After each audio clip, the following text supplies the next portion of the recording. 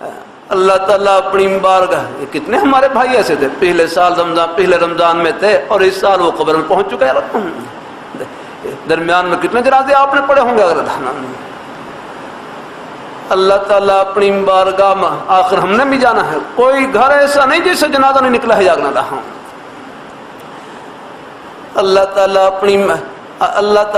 اللہ ہم سب کو اللہ اپنے ایمان پہ قائم رکھے، اللہ اپنے دین پہ قائم رکھے، اللہ اپنے نیک رستے پہ لگائے رکھے.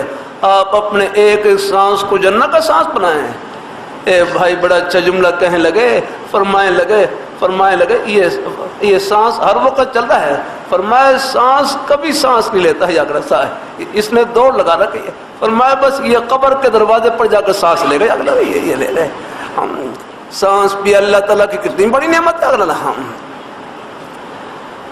اللہ تعالیٰ اپنی بارگاہ مقبول فرمائے. اللہ تعالیٰ اپنی اور ایک ایک سانس کتنا قیمتی ہے. ایک ایک سانس حضرت حکیم الامت حضرت تھانوی رحمۃ اللہ علیہ فرمائے لگے، موت کے بعد صرف ایک سانس کو خریدنے کے لیے فرمایا کروڑوں اربوں کھربوں روپے خرچ کریں کہ مجھے زندگی کا ایک سانس اور مل جائے. فرمایا یہ نہیں مل سکتا جو اللہ تعالیٰ نے یہاں نصیب فرما رکھا ہے. یہاں